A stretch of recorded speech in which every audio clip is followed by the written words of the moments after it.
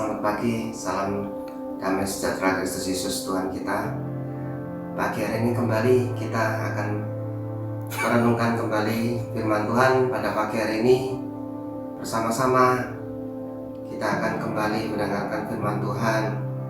Biar melalui firman Tuhan pada pagi hari ini kita rasakan damainya, kita rasakan sukacitanya kembali. Kita diberikan kekuatan yang baru hari demi hari.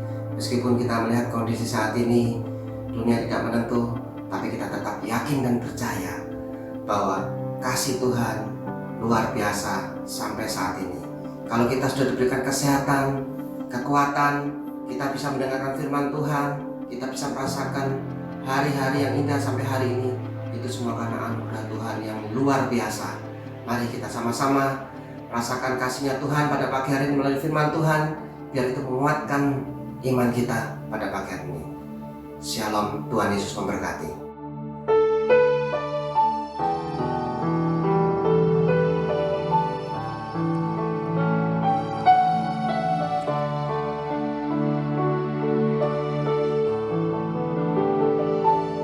Yesus, Kau kebenaran yang menyelamatkanku. Kau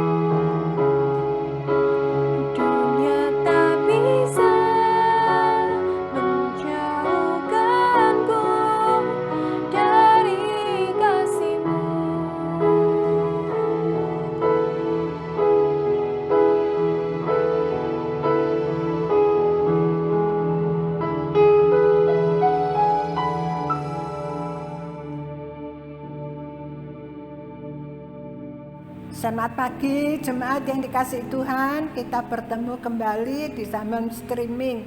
Mari kita akan doa bersama sebelum firman Tuhan disampaikan. Tuhan, terima kasih kesempatan lagi untuk kami bisa Tuhan sama-sama belajar dari firman Tuhan melalui streaming. Bapak, Engkau urapi hamba-Mu, Engkau berikan hamba-Mu hikmat, akal budi Tuhan, supaya setiap firman yang disampaikan itu adalah pesan dari Tuhan. Tuhan, Engkau urapi hamba-Mu, Engkau urapi setiap yang mendengarkan, urapi telinga mereka ya Tuhan, supaya hanya firman Tuhan saja yang ada di tempat hati mereka. Terima kasih Tuhan, segala pekerjaan iblis yang ingin mengganggu firman-Mu disampaikan, hamba-Mu usir hanya di dalam nama Tuhan Yesus. Kiranya kuasa Roh Kudus yang ada di tengah-tengah kami. Terima kasih Tuhan, di dalam nama Tuhan Yesus kami mulai sampaikan firman Allah. Haleluya, amin. Jemaat dikasih Tuhan, pagi hari ini kita akan belajar firman Tuhan dari Daniel 1 ayat 6 sampai 9. Daniel 1 ayat 6 sampai 9, demikian firman Tuhan. Dan di antara mereka itu ada juga beberapa orang Yehuda, yakni Daniel, Hananya, Misael, dan Asaria. Pemimpin pegawai istana itu memberi nama lain kepada mereka. Daniel dinamainya Belshazzar, Hananya dinamainya Sadrak, Misael dinamainya Mesak, dan Asaria dinamainya Abednego.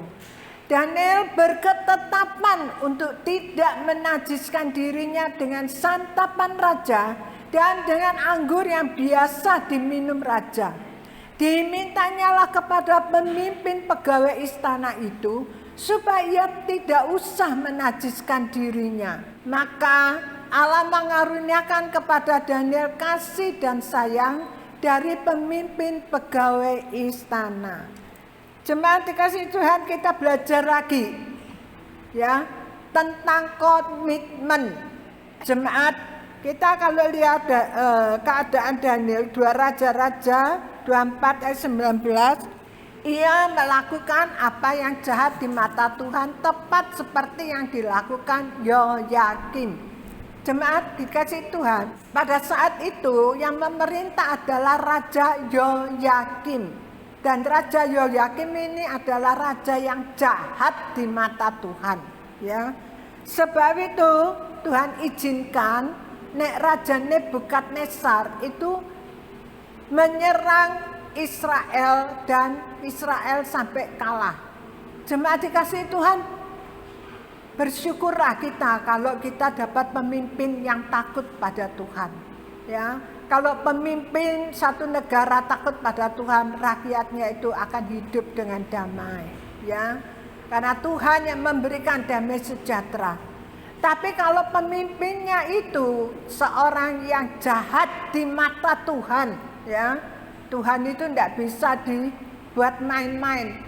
Saya lihat baca di kitab Hosea, di situ dikatakan, ya, rajanya itu anak laki-lakinya 3 itu dibakar, dipersembahkan kepada Baalnya.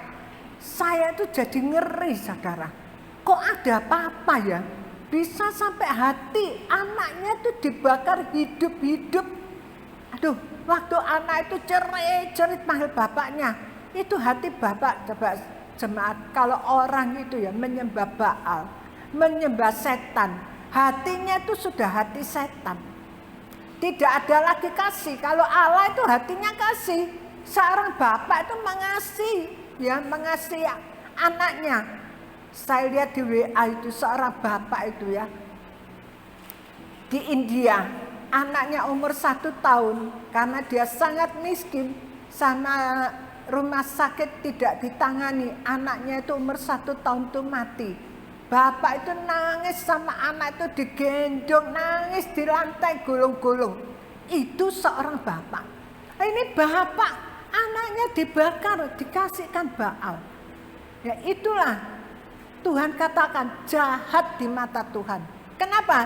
Karena tidak nurut perintah Tuhan. karena mau pakai akalnya sendiri, kemauannya sendiri. Yang disembah itu adalah Baal, bukan Tuhan. Sebab itu Tuhan katakan jahat di mata Tuhan. Jemaat yang dikasihi Tuhan, Tuhan izinkan Raja Nebukadnezar itu masuk ke Yerusalem, diserbu, hancur, bait Allah dihancurkan. Jemaat, lalu Nebukadnezar ini seorang raja yang juga jahat, tetapi dia dipakai oleh Allah ya untuk menghajar raja-raja Israel. Tapi Nebukadnezar ini juga ada pinternya, ya. Dia ambil semua pemuda-pemuda Israel ya, yang tubuhnya masih sehat, pinter, pengertian. Jadi dia itu mencari SDM, ya, bukan cuma Yerusalem, emas-emasnya, tembaganya itu dirampas semua, ya, diambil, dijarah semua, tapi dia juga mementingkan SDM, ya, dia mementingkan orang-orang pintar untuk membantu dia di dalam kerajaannya. Dan ini Sadrak, Mesak, dan Abednego ini adalah mungkin Nebukadnezar ini dia tahu ya, bangsa Israel ini bangsa pilihan Allah. Bangsa Israel bangsa yang pintar, cerdas, sampai sekarang pun diakui. Ya, ini bangsa yang pilihan Allah, yang istimewa. Jadi sama Nebukadnezar, Daniel, Sadrak, Mesak, Abednego ini dikhususkan, diistimewakan. Istimewanya bagaimana? Kalau kita baca dalam ayat 3 sampai 5. Lalu raja bertitah kepada Aspenas, kepala istananya, untuk membawa beberapa orang Israel yang berasal dari keturunan raja dan dari kaum bangsawan, yakni orang-orang muda yang tidak ada sesuatu celah, yang berperawakan baik, yang memahami berbagai-bagai hikmat, berpengetahuan banyak, dan yang mempunyai pengertian tentang ilmu, yakni orang-orang yang cakap untuk bekerja dalam istana raja, supaya mereka diajarkan tulisan dan bahasa orang Kasdim. Dan raja menetapkan bagi mereka pelabur setiap hari dari santapan raja dan dari anggur yang biasa diminumnya. Mereka harus dididik selama 3 tahun, dan sesudah itu mereka harus bekerja pada raja. Ini raja yang cerdik sekali, ya. Dia mau kerajaannya itu dipimpin, ya, dengan bawaannya orang-orang yang pintar, orang yang cerdas, orang yang istimewa, punya kepintaran, kecerdasan, yang bisa nangani segalanya. Bagaimana supaya mereka bisa tunduk sama raja, supaya bisa nurut makanan raja, dikasih makanan raja. Seperti raja apa makan, kasihkan. Anggurnya raja, luar biasa. Saudara, biasa manusia itu terikat sama makanan. Ya, satu kali saya ketemu dari orang Chinese yang dari Tiongkok. Saya tanya, kamu cocok makan di sini? Cocok? Kamu sudah makan rawon? Dia bilang, apa? Rawon? Oh, yang itu bentuknya seperti air got itu ya? Waduh saudara, rawon katanya air got. Dia enggak mau. Enggak, cici aku takut. Tapi padahal kita ini, saya termasuk penggemar rawon ya. Saudara, saya pergi luar negeri, yang saya kangeni makanan tuh makanan Indonesia, karena kita sudah biasa. Raja ini pintar supaya Daniel dan kawan-kawannya terikat dengan makanannya orang Babel, ya, dengan anggurnya Babel. Bahkan tuh makanan raja pasti istimewa masaknya untuk raja. Saudaraku, ya, ini raja yang luar biasa, raja yang pintar, ya. Dia ingin mengikat Daniel, Sadrak, Mesak, Abednego supaya terikat dengan makanan. Coba kalau kita baca di dalam Kisah 10 ayat 11 sampai 14. Kisah 10 11 sampai 14. Tampak olehnya langit terbuka dan turunlah suatu benda berbentuk kain lebar yang bergantung pada keempat sudutnya, yang diturunkan ke tanah. Di dalamnya terdapat berbagai jenis binatang berkaki 4, binatang menjalar dan burung. Kedengaranlah olehnya suatu suara yang berkata, "Bangunlah hai Petrus, sembelihlah dan makanlah." Tetapi Petrus menjawab, "Tidak Tuhan, tidak, sebab aku belum pernah makan sesuatu yang haram dan yang tidak tahir." Jadi orang Israel ini ya dari kecil mereka tuh sudah dididik untuk makanan yang mana yang haram. Tuhan sudah tentukan ini makanan haram waktu zamannya Musa. Ini makanan haram, ini makanan halal. Tuhan sudah pisahkan begitu teliti, ini yang haram, ini burung yang haram, ini burung yang halal. Ini binatang yang haram, ini binatang yang halal. Dan mereka dari kecil sudah dididik untuk tidak sembarangan makan. Kalau di dalam Filipi 3:19 kita baca, dikatakan kesudahan mereka ialah kebinasaan. Tuhan mereka ialah perut mereka. Kemuliaan mereka ialah aib mereka. Pikiran mereka semata-mata tertuju kepada perkara duniawi. Ini kalau orang sudah terikat dengan makanan, perutnya itu Tuhan. Ya, saya harus makan ini. Saya harus makan kelelawar. Saya kepingin kelelawar, saya kepingin makan RW, saya kepingin makan saya pernah lihat itu di WA, itu wanita itu, saya pikir dia itu masuk di satu sungai kecil, kenapa?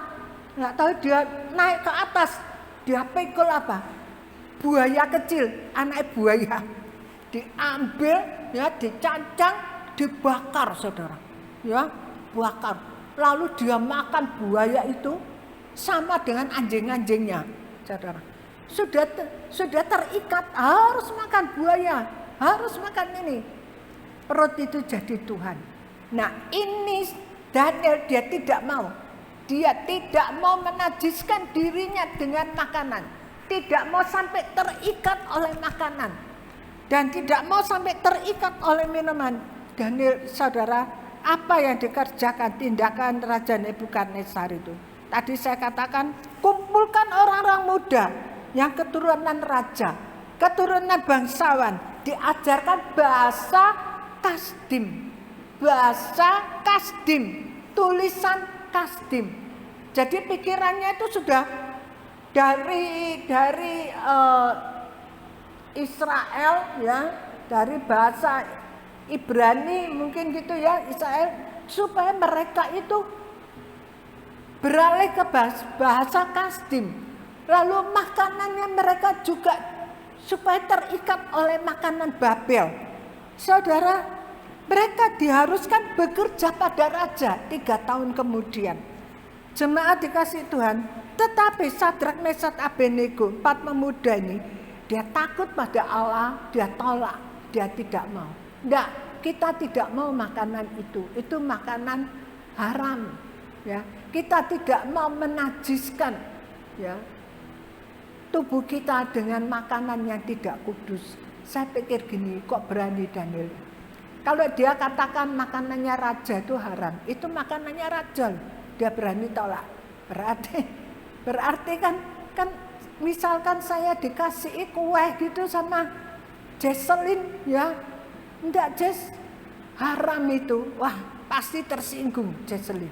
Apalagi ini raja, yang biasa dimakan raja, yang biasa diminum raja, dia berani menolaknya, ya.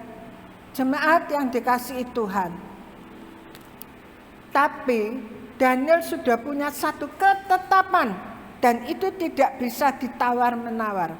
Daniel menjaga kekudusannya, walaupun dia harus menghadapi dapur api dan gua singa.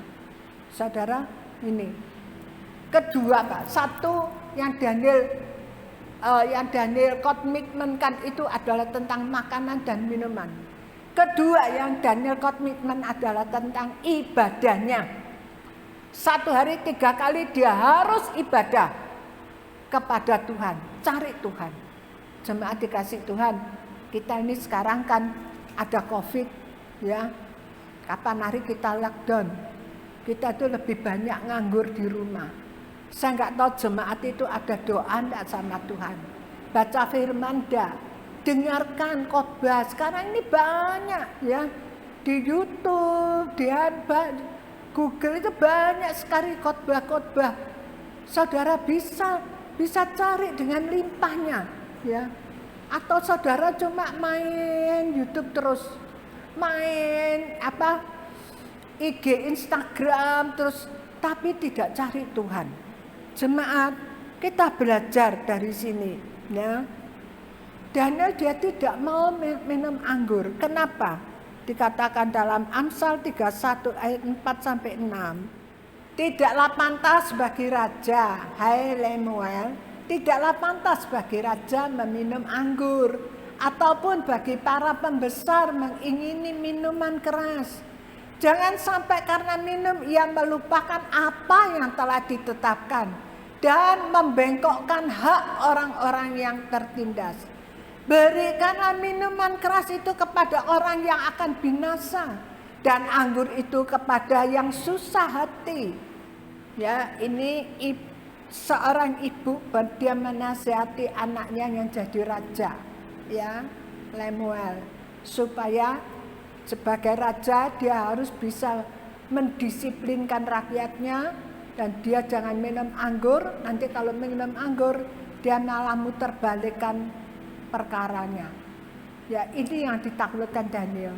Kalau dia minum anggurnya raja keterusan ya, dia terikat dengan anggur sehingga dia menajiskan tubuhnya, pikirannya, lalu dia lupa dia makan makanan yang najis, yang tidak kudus.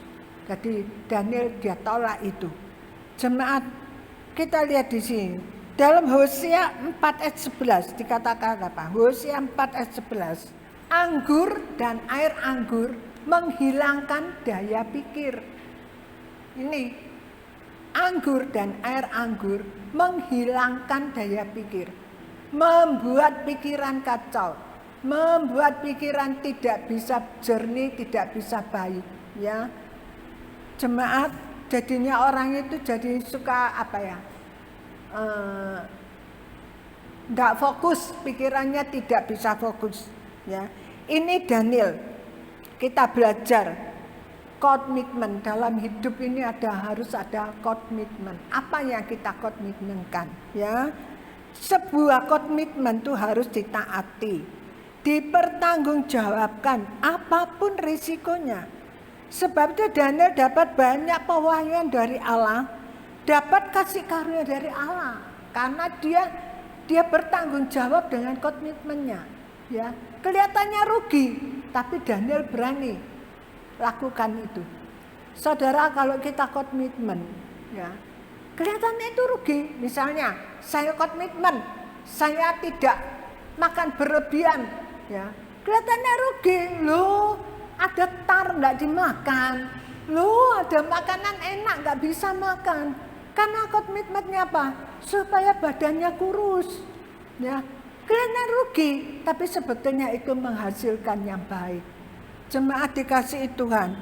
Ada satu lagi contoh, Yosua 24 ayat 15. Tetapi jika kamu anggap tidak baik untuk beribadah kepada Tuhan, pilihlah pada hari ini kepada siapa kamu akan beribadah. Allah yang kepadanya nenek moyangmu beribadah di seberang Sungai Efrat, atau Allah orang Amori yang negerinya kamu diami ini. Tetapi aku dan seisi rumahku, kami akan beribadah kepada Tuhan. Saudara, Joshua itu dari muda, dari remaja dia sudah ikut sama Musa. Jadi kacungnya Musa. Tapi Joshua ini dia tidak minder. Dia tidak Dia adalah seorang yang setia, ya, setia pada Musa, setia pada Allah, ya. Waktu orang Israel di bawah kaki Gunung Sinai, mereka bersukaria, mereka mengadakan pesta, menari-nari. Joshua dia tidak ikut, dia tetap tunggu di bawah kaki Gunung Sinai, nunggu Musa sampai turun gunung. Ya, ini seorang pegawai yang setia, yang bisa membela jemaat. Lalu Joshua ini dia tuh punya pengalaman pribadi dengan Tuhan yang luar biasa. Ya. Waktu 12 pengintai disuruh lihat, ya, tanah Kanaan, Joshua dan Kaleb saja yang dia percaya dengan janji Tuhan. Waktu itu Joshua masih muda, kayak masih bapak muda, saudara. Lalu waktu Joshua itu mengenai kota Yeriko, saudaraku, jadi dia punya pengalaman luar biasa dengan Tuhan. Joshua ini satu pengalaman yang wah gitu ya. Bayangkan satu kota Yeriko yang gagah megah kuat itu tiba-tiba bisa roboh, ya, meledak roboh hanya karena dengan sorak-sorai, dengan pujian. Tuh luar biasa Joshua, ya. Dia punya satu pengalaman lagi dalam Joshua 10 ayat 12. Joshua 10 ayat 12. Lalu Joshua berbicara kepada Tuhan pada hari Tuhan menyerahkan orang Amori itu kepada orang Israel. Ia berkata di hadapan orang Israel, bukan berkata sendirian di kamar, ya. Berkata di hadapan orang Israel, matahari berhentilah di atas Gibeon, dan engkau bulan di atas lembah Ayalon. Waduh saudara, ini doa-doa yang menggoncangkan surga. Doanya Joshua luar biasa. Dia bisa perintah matahari berhentilah di atas Gibeon, dan bulan berhentilah di atas Ayalon, lembah Ayalon. Dan itu terjadi sungguh-sungguh. Makanya saya bilang Joshua itu punya pengalaman pribadi dengan Allah yang luar biasa. Dan Joshua membuat satu komitmen dengan seluruh keluarganya untuk tetap beribadah kepada Tuhan. Saudaraku, komitmen Joshua ini dia taati sampai dia mati. Saudara, orang Israel ikut-ikut. Kami juga akan beribadah kepada Tuhan Allah saja. Tapi nyatanya setelah Joshua meninggal, orang Israel berubah setia kepada Allah. Lalu dalam kitab Hakim-Hakim, nasib orang Israel, waktu mereka berubah setia, Allah izinkan mereka itu dijajah sama orang Moab. Lalu mereka berseru kepada Tuhan, Tuhan tolong, sudah tolong, berubah setia lagi. Tuhan datangkan orang Filistin, ya, zamannya Gideon. Setelah dijajah sama Filistin, ditekan orang Filistin, sampai makanan pun tidak ada, mereka harus sembunyi-sembunyi di goa. Tuhan tolong melalui Gideon. Dijajah lagi sama orang Amori. Saudara, inilah orang Israel. Kalau kita itu setia, komitmen, setia sama Tuhan. Aku mau setia sama Tuhan. Aku mau sungguh-sungguh berdoa. Aku mau sungguh-sungguh baca firman. Itu harus dilakukan dengan sungguh-sungguh, saudara. Jangan cuma 1-2 hari lalu bolongnya 10 hari. Ya. Kalau kita membuat komitmen, buatlah komitmen yang benar-benar menyenangkan hati Tuhan. Kalau orang itu setia sama Tuhan, dia tidak akan rugi. Sungguh-sungguh sama Tuhan, dia tidak akan rugi. Ya, dia akan terus disertai Tuhan, dibela Tuhan, diberi pengertian, diberi pewahyuan, diberi kepintaran oleh Tuhan. Sebab itu jemaat dikasih Tuhan, ya, ini masih belum ibadah dengan benar, dengan sesungguhnya, ya. Jemaat masih banyak yang nganggur di rumah. Supaya tidak nganggur, pakai waktu untuk berdoa. Amin. pakai waktu untuk baca firman, ya, pakai waktu untuk dengarkan firman Tuhan, ya. Buatlah komitmen, Tuhan, aku mau setia kepadamu Tuhan. Apapun yang terjadi, aku tetap setia.